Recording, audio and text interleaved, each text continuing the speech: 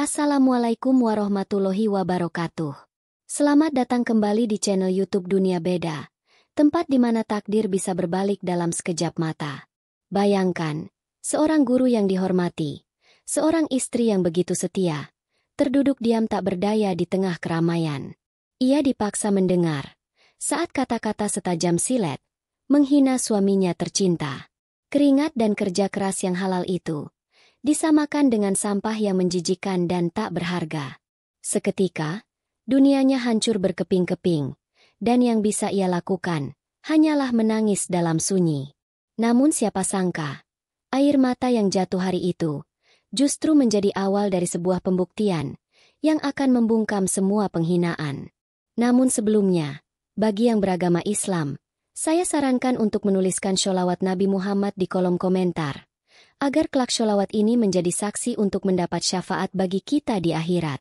Menekan tombol like dan subscribe ke channel ini sangat berarti bagi kami, untuk terus membuat cerita-cerita baru yang menghibur dan menambah wawasan untuk kamu semua.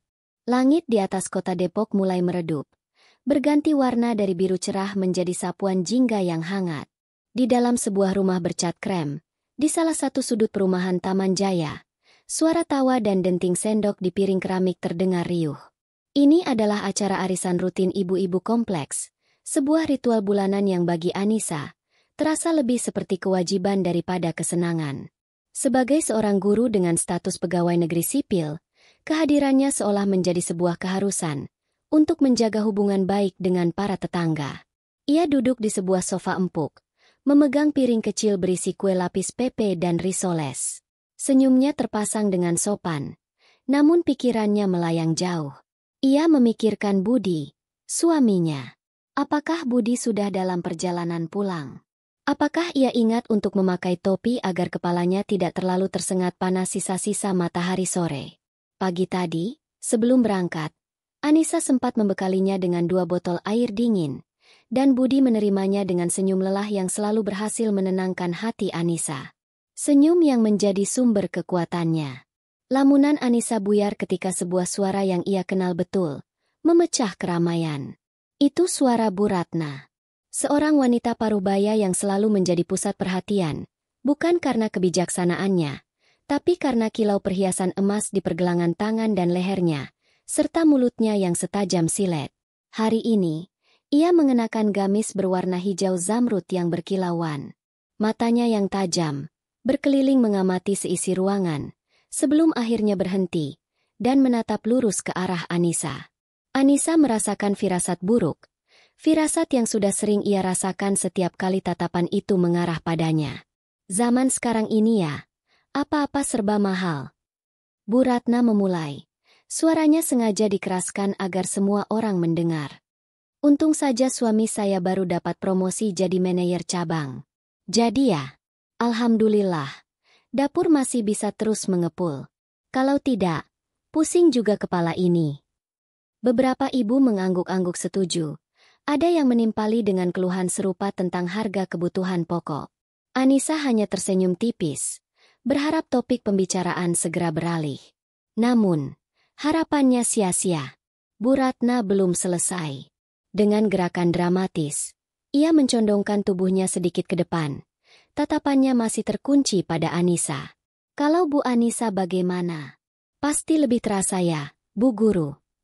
Katanya, nada suaranya berubah, dari pamer menjadi sesuatu yang terdengar seperti prihatin. Namun Anissa tahu, itu adalah keprihatinan palsu yang berbisa. Maksud saya, dengan kondisi sekarang, mengandalkan pemasukan dari, itu. Bu Ratna sengaja tidak menyelesaikan kalimatnya. Ia membiarkan kata-katanya menggantung di udara, menciptakan keheningan yang canggung. Semua orang di ruangan itu tahu persis apa yang ia maksud. Pekerjaan Budi, suami Anissa, seorang pengumpul barang-barang bekas, atau seperti yang sering disebut orang dengan nada merendahkan, tukang rongsok. Keheningan itu terasa lebih bising daripada keramaian tadi. Anissa merasakan wajahnya memanas, seolah darah di seluruh tubuhnya berlari ke pipi. Seorang ibu yang duduk di sebelah Bu Ratna, mungkin untuk mencairkan suasana atau mungkin justru menambah minyak ke dalam api, tertawa kecil. Betul itu, Bu Ratna. Tapi Pak Budi itu rajin loh. Saya salut. Tadi pagi saja saya lihat beliau lewat depan rumah. Gerobaknya sudah penuh. Pagi-pagi sekali sudah berburu. Harta karun. Kata, harta karun. Itu diucapkan dengan penekanan yang jelas-jelas mengejek. Tawa kecil pun pecah di antara beberapa ibu. Ada yang tertawa terang-terangan, ada yang menutup mulut dengan punggung tangan, dan ada pula yang pura-pura tidak mendengar sambil sibuk dengan ponselnya. Bagi Anissa, setiap tawa itu terdengar seperti cambukan. Ia merasa telanjang. Semua mata seolah sedang menelanjanginya dengan penghakiman. Dunianya terasa berputar. Ia ingin berteriak, ingin membela suaminya yang sedang bekerja keras di luar sana, namun lidahnya terasa keluh. Yang bisa ia lakukan hanyalah meneguk ludah, merasakan rasa pahit di tenggorokannya. Dengan sisa-sisa kekuatan yang ia punya, Anissa bangkit dari duduknya. Ia memasang senyum yang paling meyakinkan yang ia bisa. "Maaf, ibu-ibu, saya harus permisi duluan," ucapnya. Suaranya sedikit bergetar. "Ada beberapa pekerjaan sekolah anak-anak yang harus saya periksa malam ini. Permisi." Tanpa menunggu jawaban, Anissa berjalan cepat menuju pintu keluar. Ia tidak berani menoleh ke belakang. Ia bisa merasakan tatapan-tatapan itu mengikutinya, menusuk punggungnya. Sepanjang perjalanan singkat menuju rumahnya yang hanya berjarak beberapa blok, langkahnya terasa berat. Jalanan kompleks yang ramai dengan anak-anak bermain sepeda dan para bapak yang menyiram tanaman, tampak seperti pemandangan dari dunia lain. Di dalam dirinya, badai sedang mengamuk. Sesampainya di rumah, ia mengunci pintu di belakangnya. Danu, putranya yang berusia 7 tahun, sedang asyik menggambar di ruang tengah, tidak menyadari kepulangan ibunya. Anissa mengendap-endap masuk ke dalam kamar tidur. Di sanalah, di dalam keheningan kamarnya yang remang-remang, pertahanannya akhirnya jebol. Ia merebahkan diri di tempat tidur, membenamkan wajahnya dalam-dalam ke bantal, dan membiarkan air mata yang sejak tadi ia tahan, mengalir deras. Ia menangis tanpa suara. Bahunya bergetar hebat menahan isak tangis yang menyesakkan dada. Ia menangis bukan hanya karena hinaan tadi, tapi karena rasa tidak berdaya yang begitu besar. Ia seorang guru, seorang pendidik, namun ia bahkan tidak mampu mendidik orang-orang di sekitarnya untuk memiliki sedikit saja rasa hormat. Ia merasa gagal, sebagai seorang istri, dan sebagai seorang manusia. Di dalam kesendiriannya, hanya ada suara detak jam dinding, dan rasa sakit yang tak terlihat, yang menggores hatinya begitu dalam. Waktu terasa merayap begitu lambat di dalam kamar Anissa. Warna jingga di langit luar jendela perlahan berubah menjadi nila, lalu menggelap sepenuhnya. Suara azan maghrib yang menggema dari masjid di ujung jalan terdengar sayup-sayup, menjadi penanda bahwa hari telah berganti malam. Anissa tidak beranjak dari posisinya. Ia hanya mengubah posisi tidurnya, memeluk guling dengan erat, seolah benda itu bisa menyerap semua kesedihan yang membuncah di dadanya. Air matanya sudah kering, namun menyisakan jejak perih di pipi dan rasa sesak yang tak kunjung hilang. Dari luar kamar, ia bisa mendengar suara Danu yang sedang berbicara sendiri sambil menyusun balok-balok mainannya. Sesekali diiringi suara televisi yang menyiarkan kartun sore. Suara-suara kehidupan yang normal itu justru terasa semakin mengasingkannya dalam dunianya yang kelabu. Tak lama kemudian, sebuah suara yang sangat ia kenal menggetarkan hening di rumah mereka. Suara deru motor bebek Budi yang khas. Biasanya, suara itu adalah musik termerdu bagi Anissa, penanda bahwa pahlawannya sudah pulang. Namun hari ini, suara itu justru membuat jantungnya berdebar lebih kencang. Ia belum siap bertemu Budi. Ia tidak ingin suaminya melihatnya dalam keadaan seperti ini. Cepat-cepat ia bangkit, menuju meja rias dan membasuh wajahnya dengan air. Ia menatap pantulan dirinya di cermin. Matanya bengkak dan merah. Ia menghela napas panjang, mencoba memanggil sisa-sisa kekuatannya untuk tersenyum. "Assalamualaikum. Ayah pula Aang." Suara Budi terdengar dari ruang depan, diikuti oleh seruan riang Danu menyambut ayahnya. Anissa mendengar langkah kaki Budi yang mendekat ke arah kamar. Ia cepat-cepat duduk di tepi tempat tidur, berpura-pura sedang melipat selimut. Pintu kamar terbuka pelan.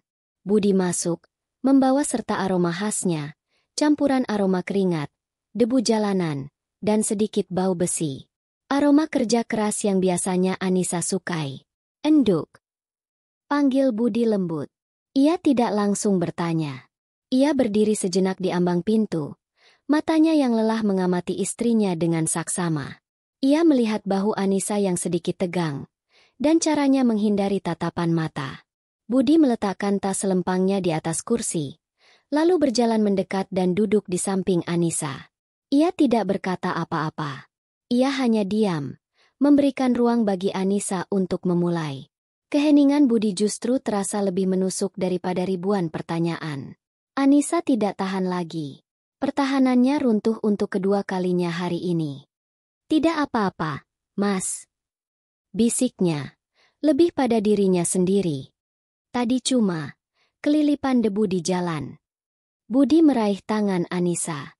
Tangannya terasa kasar dan kapalan, namun sentuhannya begitu hangat dan menenangkan. "Matamu bengkak sekali. Debu tidak akan membuat mata istriku semerah ini," kata Budi dengan suara rendah dan sabar. "Cerita sama aku, Enduk. Ada apa?" Mendengar nada suara suaminya yang begitu tulus, Anissa tak sanggup lagi berbohong. Ia menatap wajah Budi, wajah legam terbakar matahari, dengan garis-garis kelelahan yang nampak jelas di sudut matanya. Ia melihat cinta dan kekhawatiran di sana. Air mata kembali menggenang di pelupuk matanya, lalu mengalir turun. Dengan suara terbata-bata, diselingi isak tangis yang tertahan, Anissa menceritakan semua kejadian di acara arisan tadi. Ia menumpahkan semua rasa sakitnya, semua kata-kata hinaan dari Bu Ratna, dan tawa-tawa yang mengiringinya. Selama Anissa bercerita, Budi hanya diam mendengarkan. Wajahnya yang biasanya tenang, kini mengeras. Rahangnya menegang, dan tangannya yang menggenggam tangan Anissa terasa semakin erat. Namun, tidak ada amarah yang meledak-ledak. Yang terlihat di matanya justru kilat kesedihan yang begitu dalam. Setelah Anissa selesai bercerita dan hanya menyisakan isak tangis, Budi menarik napas panjang. "Aku tidak apa-apa dihina seperti itu, Enduk," ucapnya pelan, suaranya serak. "Sudah biasa. Sejak dulu, orang memang memandang pekerjaan ini sebelah mata. Telingaku sudah tebal. Hinaan mereka tidak akan membuat beras yang kita makan menjadi pasir." Ia berhenti sejenak. Ibu jarinya yang kasar mengusap air mata di pipi Anissa dengan gerakan yang sangat lembut. "Tapi," lanjutnya, matanya menatap lurus ke dalam mata Anissa. "Yang membuat dadaku sesak, yang membuat hatiku sakit, itu bukan hinaan mereka. Tapi melihatmu menangis karena aku. Itu yang sakit, Enduk. Sangat sakit." Kata-kata itu, lebih dari apapun, menghantam Anissa dengan keras. Ia menyadari betapa egoisnya ia. Ia menangisi harga dirinya yang terluka, tanpa memikirkan perasaan suaminya yang setiap hari menghadapi pandangan merendahkan itu secara langsung. Ia segera menggelengkan kepala. Tangannya beralih menggenggam erat tangan Budi. "Bukan, Mas. Bukan karena kamu. Aku menangis karena aku marah pada mereka. Aku marah karena mereka tidak bisa melihat betapa mulianya suamiku. Aku bangga sama kamu, Mas. Aku sangat bangga punya suami yang jujur dan bertanggung jawab seperti kamu." Mereka berpelukan erat di bawah cahaya lampu kamar yang temaram. Sebuah pelukan yang menyalurkan kekuatan, cinta, dan pemahaman yang dalam. Di dalam pelukan itu, mereka seolah menegaskan kembali bahwa selama mereka saling memiliki, dunia di luar sana tidak akan bisa meruntuhkan mereka. Ketika pelukan mereka terlepas, pintu kamar tiba-tiba terbuka sedikit. Kepala mungil Danu menyembul dari baliknya. Di tangannya, ia memegang selembar kertas gambar. Wajahnya polos, sama sekali tidak menyadari suasana berat yang baru saja menyelimuti kedua orang tuanya. "Ibu, Ayah," panggilnya riang. "Lihat, gambar Danu bagus, tidak?" Anissa dan Budi saling berpandangan sejenak, lalu tersenyum menatap putra mereka. Anissa mengusap sisa air matanya. "Bagus dong, sayang. Coba sini, Ibu lihat." Danu berlari kecil mendekat dan dengan bangga menyodorkan kertas gambarnya. Anissa menerima kertas itu. Matanya membelalak saat melihat apa yang tergambar di sana. Di atas kertas itu, dengan goresan krayon yang tebal dan sedikit berantakan, tergambar sesosok pria kekar yang sedang berdiri di atas tumpukan barang-barang.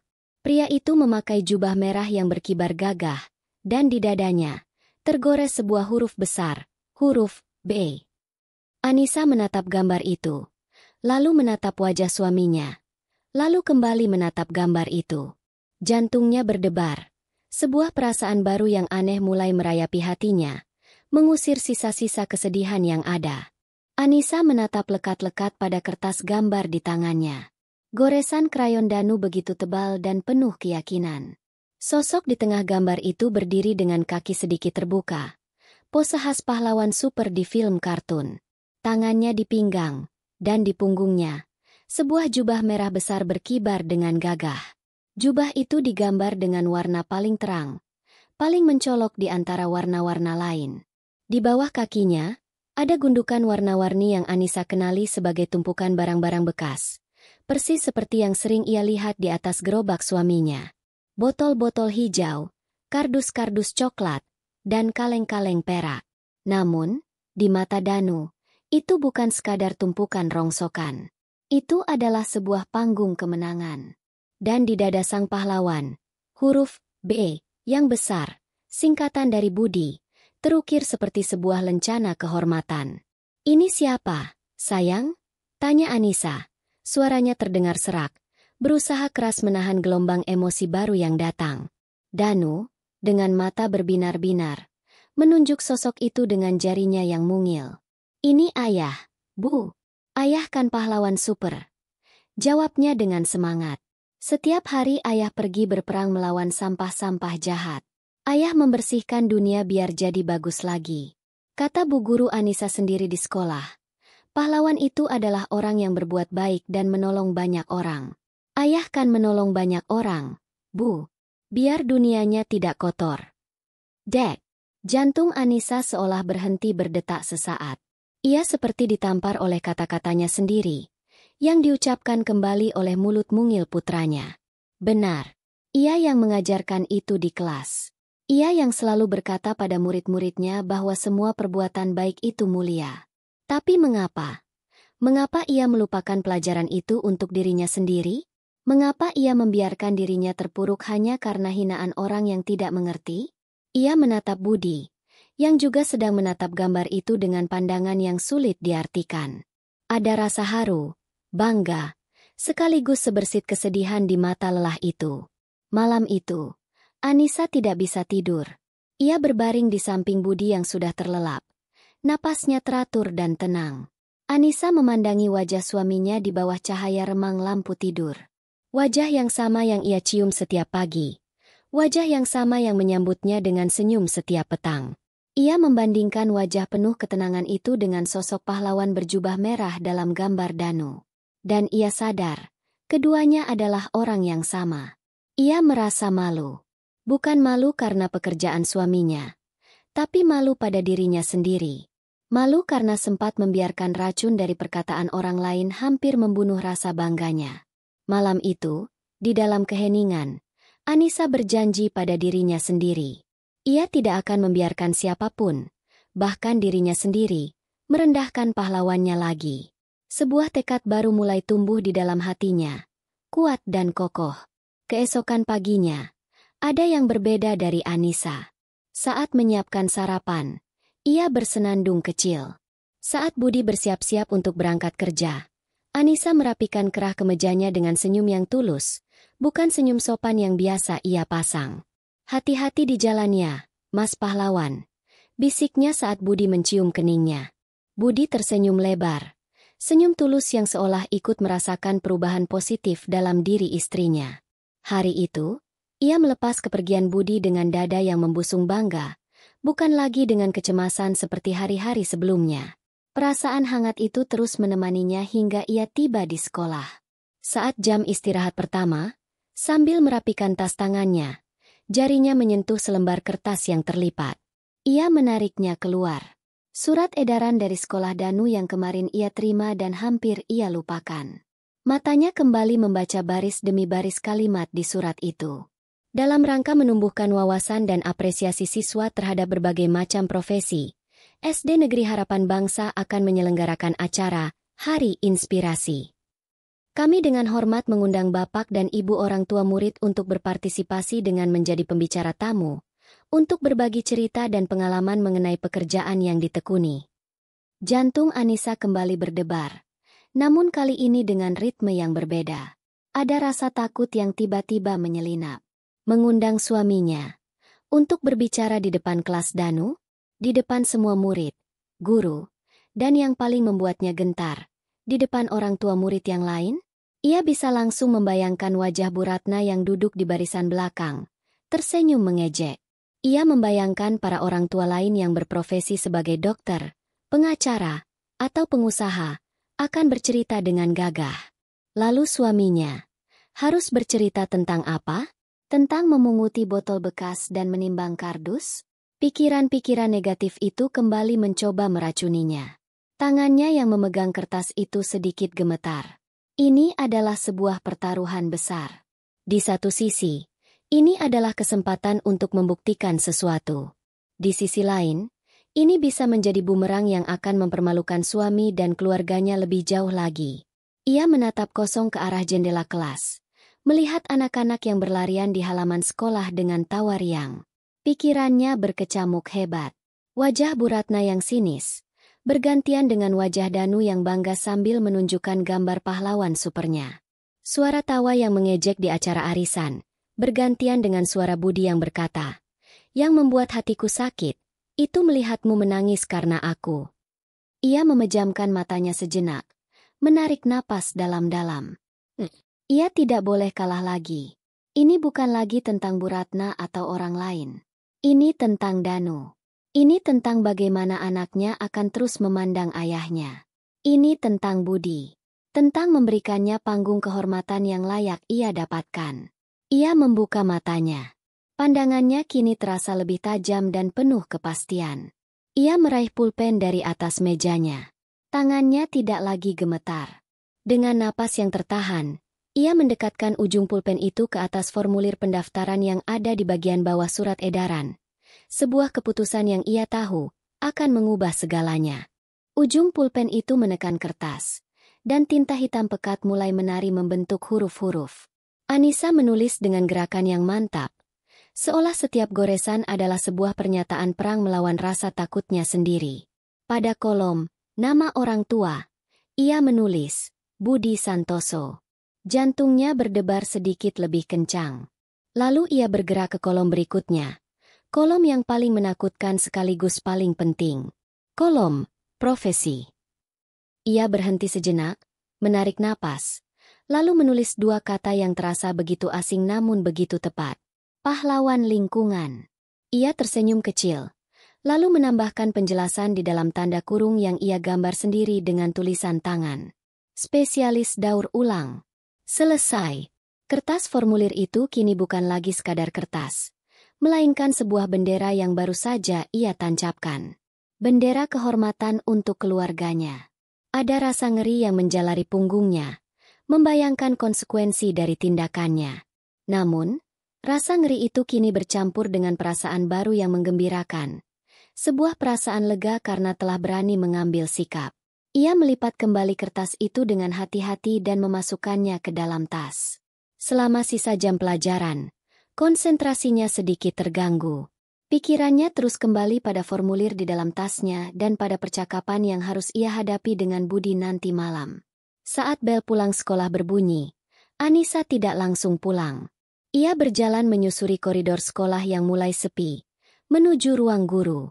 Di sana, ia melihat Bu Indah, guru kelas 2 yang menjadi koordinator acara Hari Inspirasi. Bu Indah sedang sibuk merapikan tumpukan buku di mejanya. "Permisi, Bu Indah," sapa Anissa dengan sopan. Bu Indah menoleh dan tersenyum ramah. "Oh, Bu Anissa, ada apa?" Dengan sedikit gugup, Anissa menyerahkan formulir yang sudah ia isi. "Ini, Bu, Saya mau mendaftarkan suami saya untuk acara Hari Inspirasi. Bu Indah menerima kertas itu. Matanya menyapu tulisan di atasnya. Saat membaca kolom profesi, alisnya sedikit terangkat. Ada jeda sepersekian detik yang bagi Anissa terasa seperti 1 jam. Anissa sudah mempersiapkan diri untuk pertanyaan, atau bahkan tatapan meremehkan. Namun, reaksi Bu Indah di luar dugaannya. Ia hanya tersenyum simpul, sebuah senyum tulus tanpa jejak penghakiman. Wah, menarik sekali ini. Pahlawan lingkungan, kata Bu Indah sambil mengangguk-angguk kecil. Ini ide yang sangat bagus, Bu Anissa. Anak-anak pasti akan suka mendengar sesuatu yang berbeda dan dekat dengan kehidupan mereka sehari-hari. Terima kasih banyak atas partisipasinya ya. Nanti akan saya masukkan ke dalam daftar. Anissa merasa bahunya yang tegang sedikit mengendur. Baik, Bu. Terima kasih kembali. Jawabnya, merasa sedikit lebih lega. Setidaknya, langkah pertama di dunia luar telah ia lewati tanpa halangan. Namun, ia tahu, rintangan terbesarnya masih menunggunya di rumah. Perjalanan pulang terasa berbeda. Anissa mengendarai motornya membelah jalanan kota Depok yang padat. Namun pikirannya sibuk menyusun kata-kata. Ia harus memberitahu Budi. Bagaimana cara memulainya? Haruskah ia langsung menunjukkan formulirnya?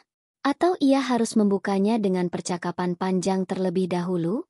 Ia membayangkan berbagai macam reaksi Budi. Mungkin Budi akan marah, merasa dijebak. Mungkin ia akan menolak mentah-mentah, menganggap Anissa sudah gila karena ingin mempermalukan keluarga mereka. Kecemasan itu kembali membayanginya. Namun ia terus menggenggam erat tekad yang sudah ia bangun. Malam itu, setelah makan malam selesai dan Danu sudah masuk ke kamarnya untuk tidur, Anissa menghampiri Budi yang sedang duduk di teras depan, menikmati secangkir kopi hitam. Angin malam berhembus sepau-sepau, membawa aroma bunga melati dari halaman tetangga. Suasananya tenang, kontras sekali dengan debaran di dada Anissa. Mas, panggil Anissa lembut sambil duduk di kursi rotan di sebelahnya. Ada yang mau aku bicarakan. Budi menoleh, menatap istrinya dengan pandangan bertanya. Soal apa? Enduk? Sepertinya serius sekali. Anissa tidak menjawab. Ia hanya mengeluarkan lipatan kertas formulir dari saku dasternya dan menyodorkannya pada Budi. Budi menerima kertas itu. Ia menyalakan lampu teras yang sedikit lebih terang agar bisa membaca tulisan di atasnya. Matanya bergerak perlahan dari atas ke bawah. Saat matanya sampai pada namanya dan tulisan, pahlawan lingkungan, gerakan matanya berhenti. Ia terdiam. Sangat lama. Wajahnya yang lelah menunjukkan ekspresi kaget, bingung, dan cemas. Enduk, ini apa maksudnya? Tanya Budi akhirnya, suaranya pelan. Kamu serius mendaftarkan aku untuk acara ini? Iya, Mas, jawab Anissa, berusaha menjaga suaranya agar tetap tenang. Budi menggelengkan kepalanya pelan, seolah tidak percaya. Jangan bercanda, Anissa. Aku bicara di depan orang banyak? Di depan semua guru dan orang tua murid. Ia meletakkan kertas itu di atas meja. Aku mau bicara apa? Cerita soal cara membedakan botol plastik yang laku dijual dengan yang tidak? Atau cerita soal harga kardus bekas yang naik turun? Nanti aku malah mempermalukan kamu. Mempermalukan Danu. Jangan. Enduk. Tolong batalkan saja. Anissa sudah menduga reaksi ini. Ia meraih tangan suaminya.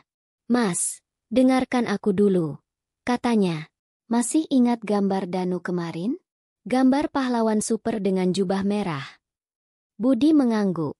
Di mata Danu, kamu itu pahlawan, Mas. Bukan tukang rongsok. Bukan pemulung. Pahlawan. Aku mau. Semua orang bisa melihat apa yang Danu lihat. Apa yang aku lihat setiap hari. Lanjut Anissa. Matanya mulai berkaca-kaca. Ini bukan lagi soal Bu Ratna atau tetangga yang lain. Aku sudah tidak peduli dengan mereka. Ini soal Danu. Aku mau anak kita bisa tumbuh dengan kepala tegak, dan bisa bercerita dengan bangga pada teman-temannya. Itu ayahku, pahlawan lingkunganku. Budi terdiam, menatap nanar pada cangkir kopinya. Ia masih terlihat ragu. Tapi aku tidak bisa. Enduk. Aku bukan orang pintar yang pandai bicara seperti kamu. Anissa mengeratkan genggamannya. Kamu tidak perlu jadi orang lain, Mas. Kamu tidak perlu pakai kata-kata yang sulit. Cukup ceritakan apa yang kamu lakukan setiap hari. Ceritakan saja dari hatimu. Ceritakan betapa pentingnya pekerjaanmu itu. Bagaimana kamu membantu menjaga lingkungan. Aku percaya sama kamu, Mas. Kejujuran dan ketulusanmu itu jauh lebih hebat dari pidato manapun. Kumohon, lakukan ini demi Danu. Demi kita. Keheningan kembali menyelimuti teras kecil mereka. Hanya suara jangkrik yang terdengar di kejauhan. Budi menatap dalam-dalam pada wajah istrinya yang penuh harap. Ia melihat keyakinan yang begitu besar di mata Anissa. Sebuah keyakinan yang bahkan tidak ia miliki untuk dirinya sendiri. Ia lalu menunduk, menatap tangannya yang kasar dan kapalan. Tangan yang setiap hari bergulat dengan barang-barang yang dianggap sampah oleh orang lain. Ia menarik napas panjang. Sebuah napas berat yang seolah melepaskan semua keraguan dan ketakutannya. Perlahan, ia mengangkat wajahnya kembali menatap Anissa. Baiklah, Enduk. Ucapnya akhirnya. Suaranya mantap meski terdengar pelan. Demi kamu, dan demi Danu, akan aku coba. Keputusan Budi malam itu adalah awal dari sebuah perjalanan baru yang penuh kecemasan. Hari-hari menjelang acara, hari inspirasi, terasa begitu lambat sekaligus cepat. Setiap malam, setelah Danu tertidur, ruang tengah rumah mereka berubah menjadi ruang latihan. Anissa, dengan kesabaran seorang guru, mencoba membantu Budi menyusun apa yang akan ia katakan. Ia tidak menuliskan naskah pidato yang kaku. Ia hanya menuliskan beberapa poin penting di secari kertas, sebagai pemandu. Poin-poin sederhana seperti, memperkenalkan diri, apa pekerjaan saya, mengapa pekerjaan ini penting, dan apa yang bisa kita lakukan bersama. Namun, bagi Budi, poin-poin itu terasa seperti soal ujian yang paling sulit. Aku tidak yakin bisa, Enduk. Keluh Budi pada suatu malam, sambil memijat keningnya yang berkerut. Lidahku ini rasanya kaku kalau harus bicara di depan banyak orang. Nanti kalau aku salah bicara bagaimana? Kalau anak-anak malah menertawakan aku. Anissa duduk di sampingnya, meletakkan sebuah kantong plastik di atas meja. Isinya adalah beberapa alat peraga yang sudah ia siapkan. Sebuah botol bekas yang sudah ia bersihkan mengkilap, beberapa lembar koran lama, dan sebuah kaleng susu kental manis yang sudah kosong. Mas, lihat aku, kata Anissa lembut, menangkup wajah suaminya agar menatapnya. Kamu tidak perlu takut salah bicara, karena tidak ada yang salah dengan kebenaran. Kamu hanya perlu menceritakan apa yang kamu lihat setiap hari. Ceritakan saja bagaimana botol ini, jika dibiarkan diselokan, bisa membuat banjir. Ceritakan bagaimana koran ini, jika dibakar, asapnya bisa membuat kita batuk. Dan ceritakan bagaimana kaleng ini, jika dibiarkan di tanah, butuh ratusan tahun untuk hancur. Ia mengambil tangan Budi dan meletakkannya di atas benda-benda itu. Tangan inilah yang menjadi saksinya, Mas. Tangan ini lebih pandai bercerita daripada mulut manapun. Biarkan mereka melihat ketulusanmu. Itu saja sudah cukup. Dukungan Anissa yang tak pernah goyah menjadi satu-satunya pelampung bagi Budi di tengah lautan kegugupannya. Perlahan, Budi mulai mencoba. Ia berlatih berbicara di depan Anissa. Suaranya masih terdengar canggung dan seringkali ia berhenti di tengah jalan karena lupa harus berkata apa. Namun, Anissa tidak pernah menunjukkan kekecewaan. Ia selalu tersenyum dan berkata, "Bagus, Mas. Coba ulangi lagi bagian yang tadi." Sementara itu, kabar bahwa suami Bu Guru Anissa akan menjadi salah satu pembicara di Hari Inspirasi mulai menyebar di lingkungan kompleks.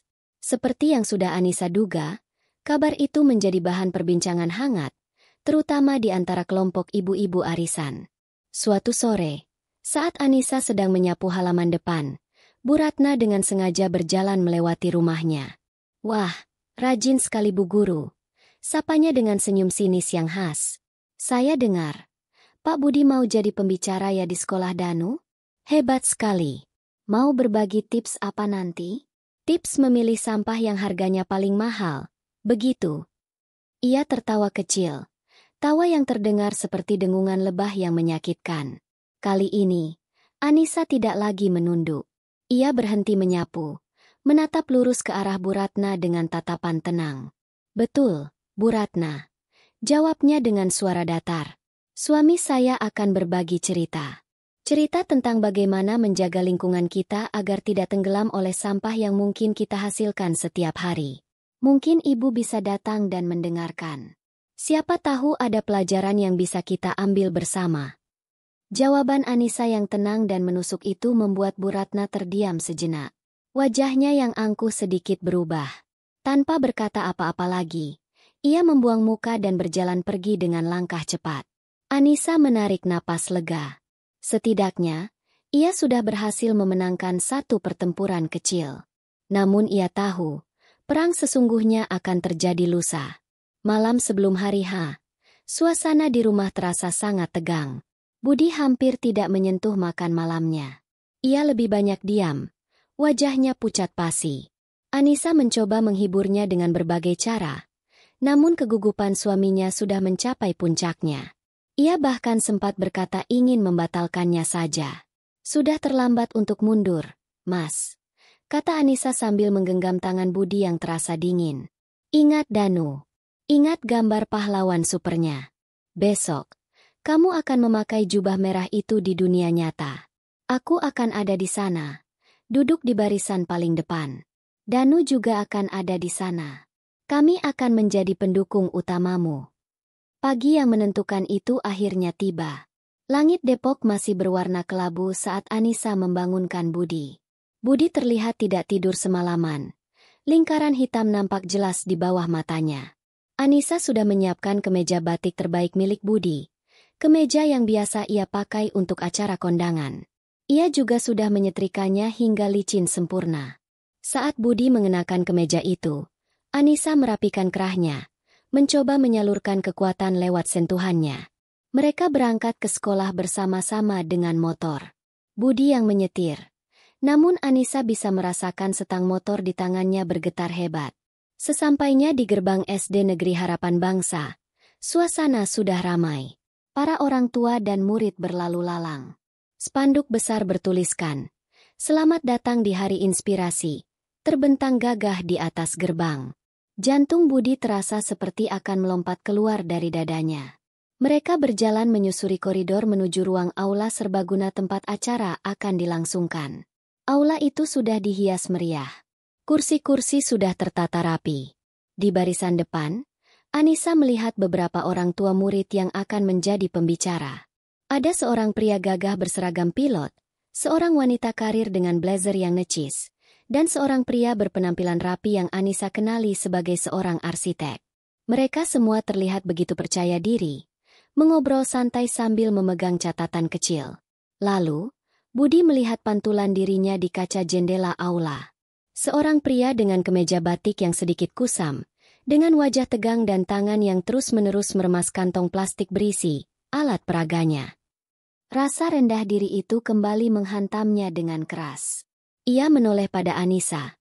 Matanya menyiratkan permohonan untuk lari dari tempat itu. Tepat pada saat itu, Bu Indah, sang koordinator acara, menghampiri mereka dengan senyum ramah. "Selamat pagi, Pak Budi, Bu Anissa." "Wah, sudah siap ya, Pak?" sapanya ceria. "Nanti Pak Budi dapat giliran keempat ya. Setelah Pak Hermawan yang pilot itu. Silakan duduk dulu di kursi pembicara yang sudah disiapkan di depan." Mendengar kata pilot, lutut Budi terasa semakin lemas. Ia harus tampil setelah seorang pilot. Ini benar-benar mimpi buruk. Anissa merasakan kegelisahan suaminya. Ia menggenggam tangan Budi lebih erat. "Tidak apa-apa, Mas. Kamu bisa," bisiknya, mencoba meyakinkan, meskipun hatinya sendiri ikut berdebar tak karuan. Acara pun dimulai. Satu persatu pembicara maju ke atas panggung kecil di depan. Sang arsitek menunjukkan gambar-gambar gedung pencakar langit yang megah. Sang wanita karir bercerita tentang strategi pemasaran dengan istilah-istilah bahasa Inggris yang canggih. Lalu, tibalah giliran sang pilot. Dengan gagahnya, ia bercerita tentang pengalamannya menerbangkan pesawat ke berbagai negara. Anak-anak dan para orang tua bertepuk tangan dengan sangat meriah. Budi yang duduk di kursinya, merasa semakin kecil dan tidak berarti. Keringat dingin mulai membasahi kening dan telapak tangannya. Dan sekarang, mari kita sambut pembicara kita yang terakhir. Suara pembawa acara menggema lewat pengeras suara. Seorang yang profesinya sangat dekat dengan kita semua. Mari kita berikan tepuk tangan yang paling meriah untuk Bapak Budi Santoso. Tepuk tangan terdengar di seluruh ruangan. Anissa bertepuk tangan paling keras. Matanya tak lepas dari suaminya. Budi menelan ludah. Rasanya seperti ada batu besar yang menyangkut di tenggorokannya. Dengan langkah yang terasa sangat berat, seperti langkah seorang pesakitan menuju tiang gantungan, ia bangkit dari kursinya, dan mulai berjalan perlahan, menuju panggung. Langkah kaki Budi terasa menggema di telinganya sendiri. Setiap tapak sepatunya di lantai aula serbaguna itu seolah menjadi hitungan mundur menuju sebuah pertunjukan kegagalan. Ia sampai di atas panggung kecil itu, berdiri di belakang sebuah podium kayu. Ratusan pasang mata menatapnya. Anak-anak dengan tatapan penasaran, para guru dengan tatapan profesional, dan para orang tua dengan tatapan yang beragam. Ia melihat Anissa di barisan depan, tersenyum memberinya semangat. Namun Budi bisa melihat getaran kecil di sudut bibir istrinya. Di sampingnya, Danu duduk tegak. Matanya berbinar bangga menatap sang ayah di atas panggung.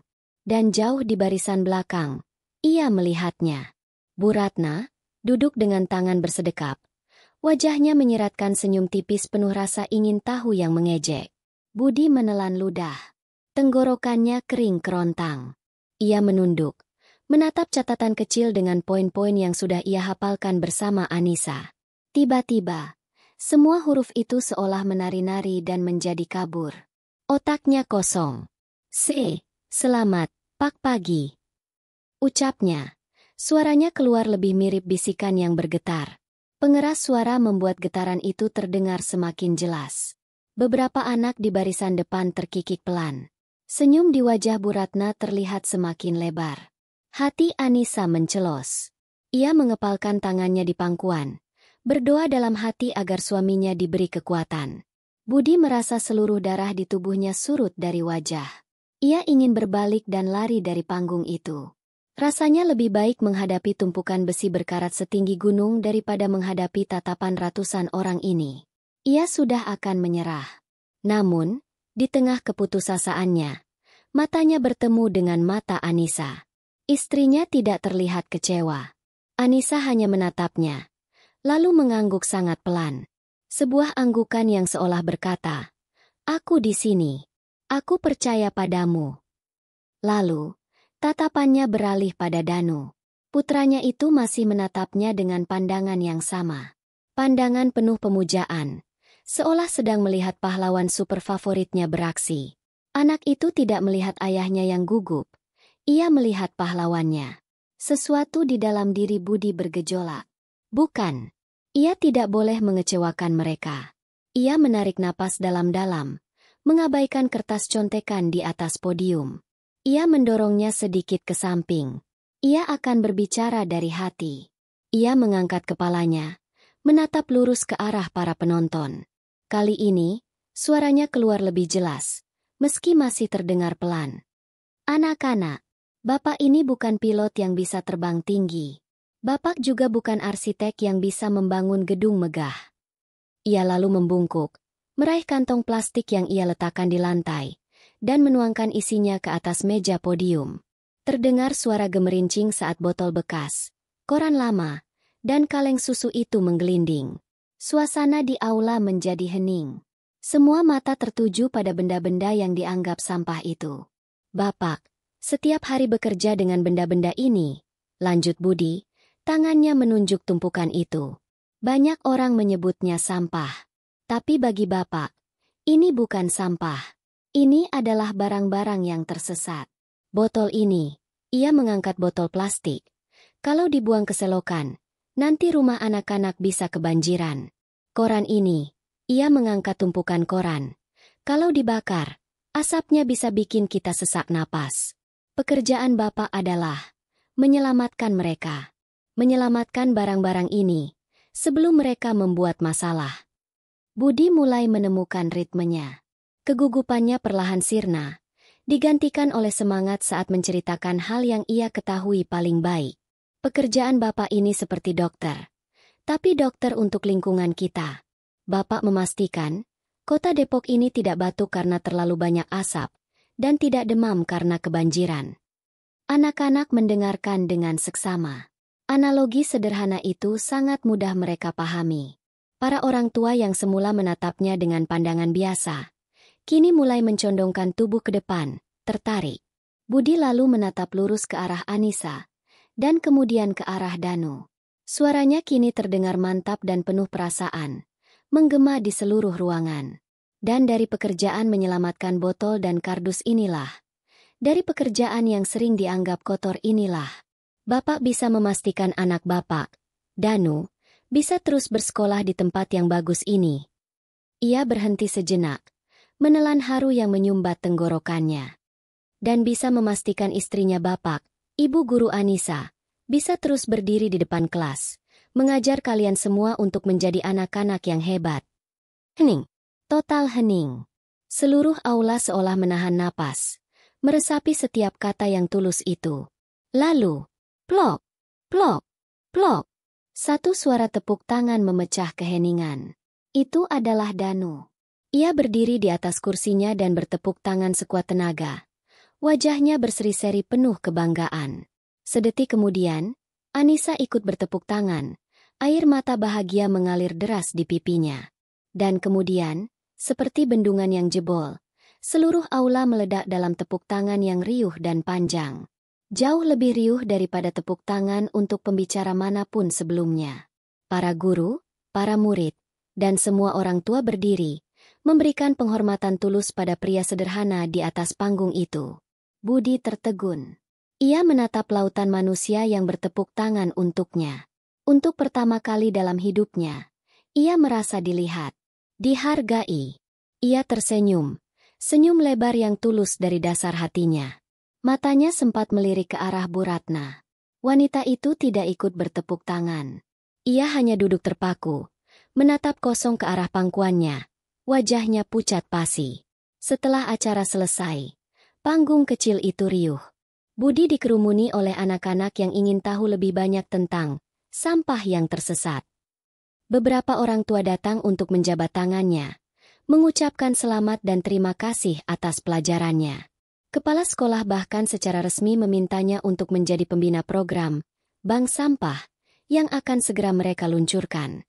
Malam itu, di rumah mereka yang sederhana, ada sebuah perayaan kecil. Di dinding ruang tamu, sebuah figura baru terpasang. Di dalamnya bukan foto, melainkan sertifikat penghargaan dari sekolah atas nama Bapak Budi Santoso, yang digantungkan dengan rapi tepat di sebelah gambar Ayah Pahlawan Super, karya Danu. Dua penghargaan yang nilainya tak terkira. Kehidupan terus berjalan. Namun kini, ada yang berbeda. Saat Budi lewat dengan gerobaknya, sapaan yang ia terima bukan lagi pandangan aneh, melainkan senyuman ramah. "Pagi, Pak Pahlawan," seru anak-anak kompleks saat berpapasan dengannya. Budi selalu menjawabnya dengan tawa renyah. Harga dirinya yang dulu terkikis, kini telah pulih dan bahkan tumbuh lebih kuat.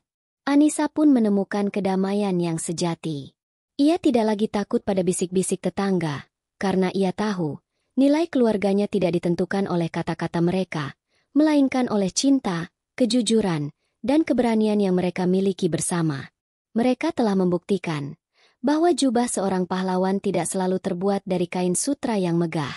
Terkadang, jubah itu terbuat dari keringat, kerja keras, dan hati yang tulus. Tamat. Kisah dari Anissa dan Budi mengajarkan kita beberapa pelajaran berharga. Pertama, bahwa tidak ada pekerjaan yang hina selama pekerjaan itu halal dan dilakukan dengan penuh tanggung jawab.